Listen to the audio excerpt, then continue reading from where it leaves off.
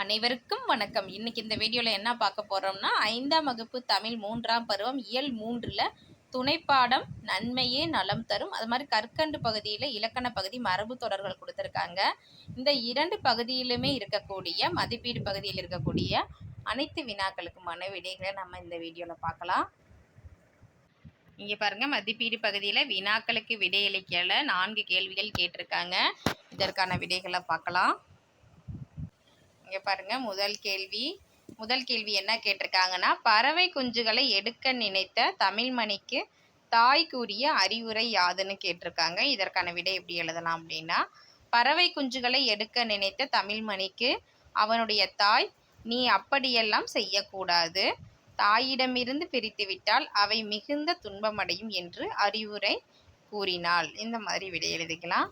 அடுத்து 2வது கேள்வி, தமிழ்மணியின் பிறந்த நாள் விழாவில் பீட்டர் செய்த செயல் யாது?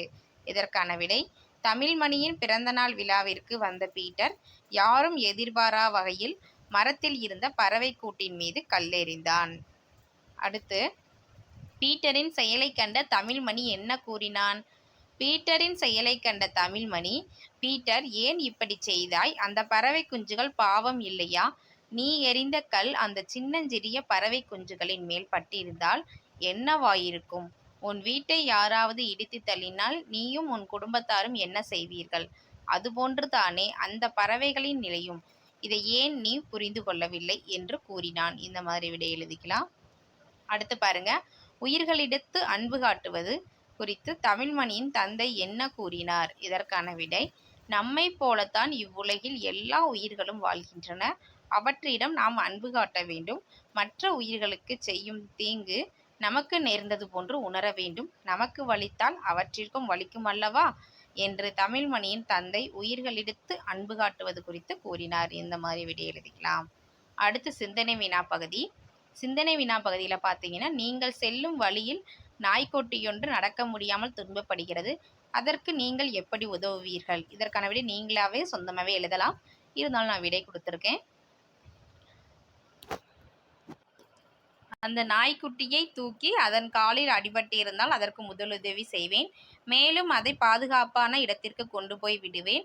அதற்கு தேவையான உணவையும் தருவேன். இந்த மாதிரி விடை எழுதிக்கலாம். சரியா? அடுத்து நம்ம இப்போ இந்த பாடப்பகுதியில் இருக்கக்கூடிய வினாக்களுக்கு விடையளிக்க சிந்தனை வினா பகுதியில் இருக்கக்கூடிய வினாக்களுக்கு விடைகளை பார்த்தாச்சு. அடுத்து கற்கண்டு பகுதி இருக்குது. கற்கண்டு பகுதியில் நம்மளுக்கு என்ன கொடுத்துருக்காங்கன்னா, மரபு தொடர்கள். இந்த மரபு தொடர்களில் என்ன கேள்விகள் கேட்டிருக்காங்க மதிப்பீடு பகுதியில் அப்படின்னா, இங்கே பாருங்க, படிப்போம் சிந்திப்போம் எழுதுவோம் பகுதி 1, நாங்கள் டேஸ் உழவு தொழில் செய்து வருகிறோம். இதற்கான விடை பார்த்தோம் அப்படின்னா, இங்கே 2 கொடுத்துருக்காங்க, வாழையடி வாழையாக விடிவெள்ளியாக. அப்போ எது விடை வரும் அப்படின்னா, வாழையடி வாழையாக. நாங்கள் வாழையடி வாழையாக உழவு தொழில் செய்து வருகிறோம். அடுத்து, அவனுக்கு நடைமுறை அறிவு எதுவும் கிடையாது, அவன் ஒரு. இதற்கான விடை புத்தக பூச்சி. அடுத்து 3, பாரதிதாசன் கவிதை உலகில் டேஸ் பறந்தார். இதற்கான விடை கொடிகட்டி பறந்தார். இந்த மாதிரி நம்ம விடை எழுதிக்கலாம். அடுத்து பாருங்க, பொறுத்துக. கயிறு திரித்தல், விடை இல்லாததை சொல்லல். ஓலை கிழிந்தது, வேலை போய்விட்டது. முதலை கண்ணீர், பொய் அழுகை. குரங்கு பிடி, விடாப்பிடி. நீர்மேல் எழுத்து, இல்லாததை சொல்லல். இதெல்லாம் மரபு தொடர்களில் வரக்கூடியது. இது அப்படியே எழுதிக்கலாம். அடுத்து, காலை வாரி விடுகிறது இம்மரபு தொடர் கீழ்காணும் எந்த தொடருக்கு பொருத்தமாக அமையும்? இங்கே 4 தொடர் கொடுத்துருக்காங்க. இதில் எந்த தொடருக்கு பொருத்தமாக அமையும்னா, 3வது இருக்கக்கூடிய தொடர். மறதி நம்மை அடிக்கடி காலை வாரி விடுகிறது. அப்போ 3வது தொடர் தான் விடை. எது விடை வரும்? 3வது தொடர், மறதி நம்மை அடிக்கடி காலை வாரி விடுகிறது. அடுத்து, மலையேறி விட்டது இம்மரபு தொடர் குறிக்கும் பொருளை தேர்ந்தெடுக்க. இப்போ மலையேறி விட்டது அப்படின்னா இங்கே 4 கொடுத்துருக்காங்க. இதில் எது சரியாக வரும் அப்படின்னா, மாற்றம் பெறுதல். சரியா? அடுத்து, வினாக்களுக்கு விடையளிக்கல 3 கேள்வி. வினாக்களுக்கு விடையளிக்கல. முதல் கேள்வி பாருங்க, மரபு தொடர் என்றால் என்ன? ஓர் எடுத்துக்காட்டு தருக. இதற்கான விடை பார்க்கலாமா? இதற்கான விடை இங்கே கொடுத்துருக்கேன் பாருங்க. மரபுத்தொடர் என்றால் என்ன? ஒரு எடுத்துக்காட்டு தருக. அதாவது இணைமொழிகள் போன்று கருத்தாளமும் நடையழகும் கொண்ட தொடர்கள் மரபாக தொன்று தொட்டு வழக்கில் பயன்படுத்தப்பட்டு வருவது மரபுத்தொடர் எனப்படும். எடுத்துக்காட்டு கானல் நீர். இது முதல் கேள்விக்கு விடையா நம்ம எழுதிக்கலாம்.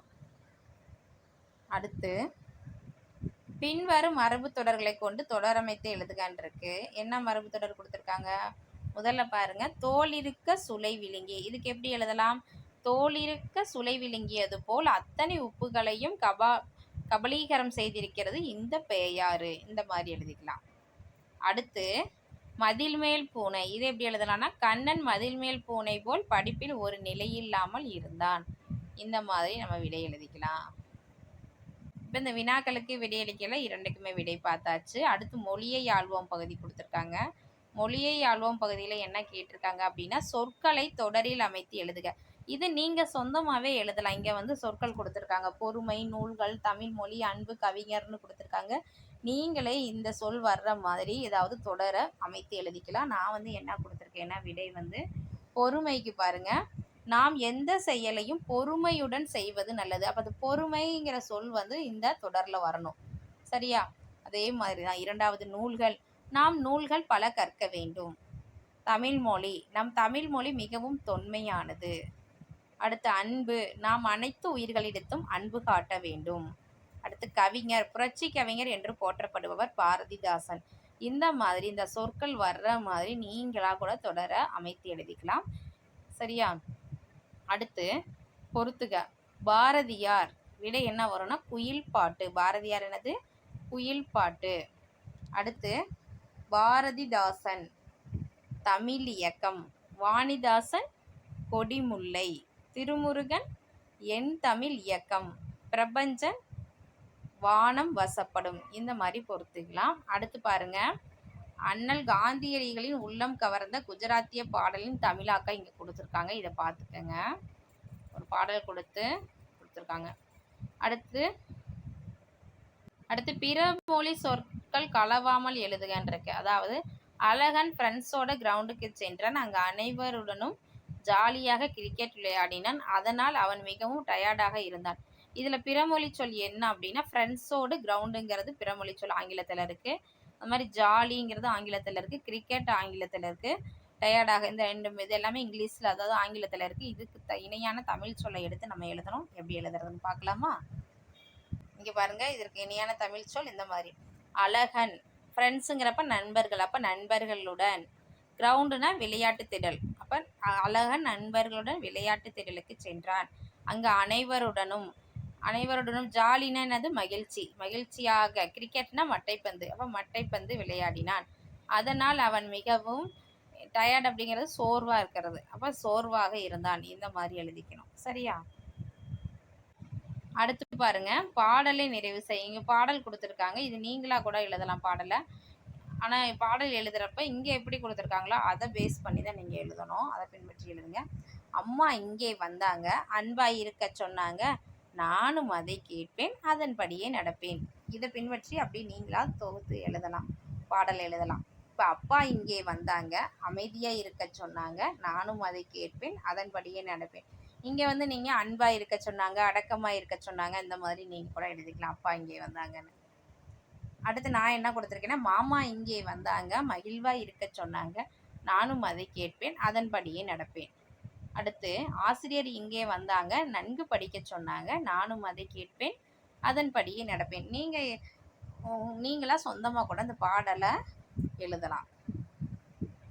அடுத்து பின்வரும் விளம்பரத்தை படித்து வினாக்களுக்கு விடையளிக்க.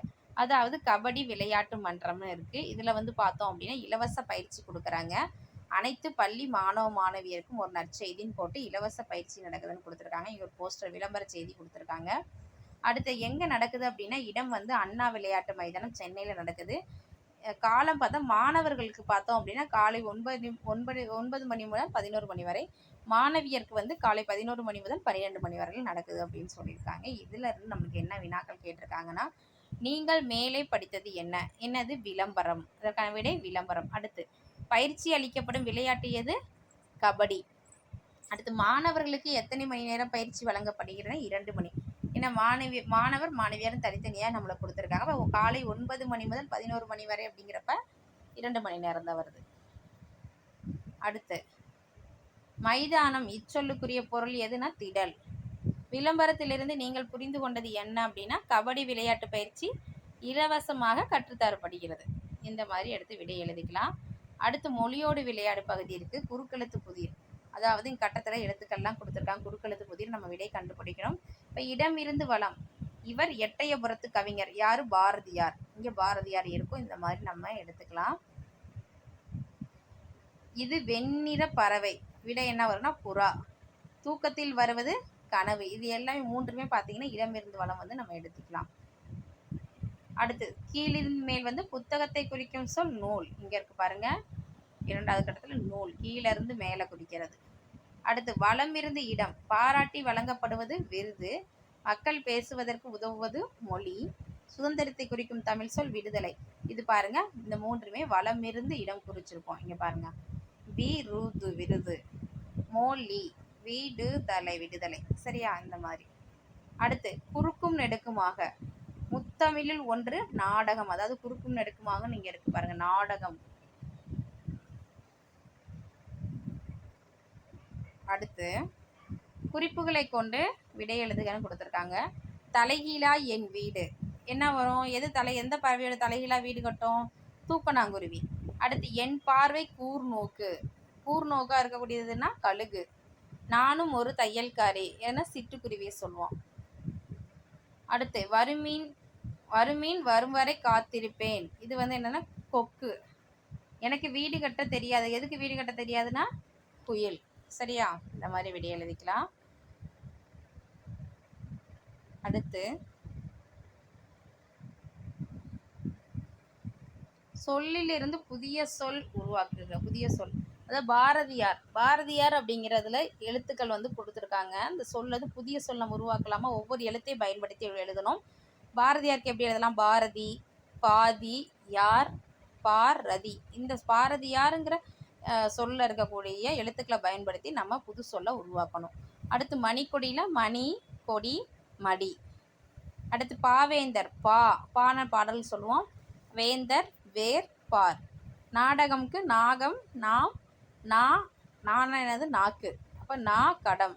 விடுதலைக்கு விடு, தலை, விலை, தவிடு. இதையெல்லாம் எழுதிக்கலாம். சரியா? அடுத்து சொற்களை கொண்டு புதிய தொடர் உருவாக்குகன்னு இருக்கு.